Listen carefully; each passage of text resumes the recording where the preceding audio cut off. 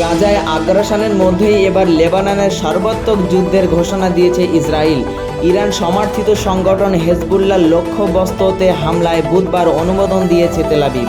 এর জবাবে ইসরায়েল ও সাইপ্রাসকে কঠোর হুমকি দিয়েছে হেজবুল্লাহর প্রধান সাইদ হাসান নাসরুল্লাহ। তবে লেবাননে ইসরায়েলের যুদ্ধ ঠেকাতে কূটনৈতিক প্রচেষ্টা চালিয়ে যাচ্ছে আমেরিকা। গাজায় 8 মাসের বেশি সময় ধরে যুদ্ধ চালিয়ে যাচ্ছে ইসরায়েল। এর মধ্যে বেশ কয়েকবার লেবাননের সীমান্তের সংঘাতে জড়িয়েছে ইরান সমর্থিত সশস্ত্র সংগঠন হেজবুল্লাহ ও ইসরায়েলের সেনাবাহিনী।